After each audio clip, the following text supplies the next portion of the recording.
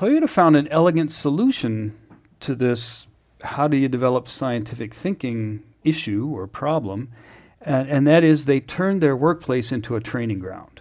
At some point in its development, Toyota didn't just solve problems. They said we need to develop the capability to solve problems scientifically in our people. Not just wanting to have the problem solved, but, I need to develop an army of problem solvers so that we can take on bigger and bigger challenges and survive a long time as an organization. And their solution is that the workplace is also a training ground.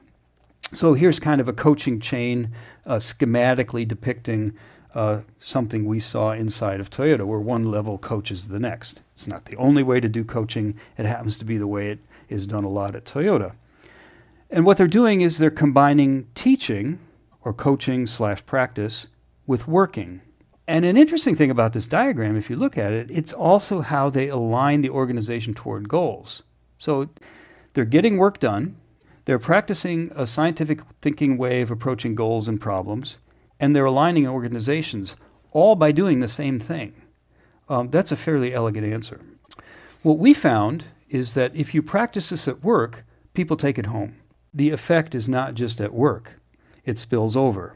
You don't turn off your mindset when you go home from work. Whatever mindset you've acquired, in whatever ways you've acquired it, cuts across. You apply it at work, it's the way you deal with issues at home, when you work on other things. And people not only take it home, the scientific thinking mindset that we've watched Toyota Kata practitioners take home, they influence others. They influence their children, they influence their partners, they influence their friends, they influence their communities. What I'd like to point out is that the workplace, or workplaces, have the potential to be the world's largest classroom. What a wonderful classroom it is. It's a great place to practice. You're there every day, for the most part. There are many goals and problems to work on. There are people who can coach one another. Neuroscience also points out that if you work on something real or meaningful, it's going to stick much more than if you're doing just like a Lego exercise in a classroom or something like that. So the workplace, is in a way the world's largest classroom. And in a sense, that's the Toyota Kata mission, to utilize the world's largest classroom to promote practice of scientific thinking, which then spills over and becomes much more than a workplace thing.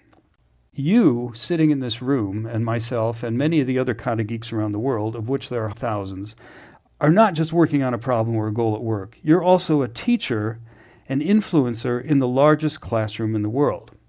And I just want to point out that you guys are part of that. So wherever and whomever you coach in scientific thinking, I'd like to say you're doing important work. This is something that spills over and has benefit for humans in general.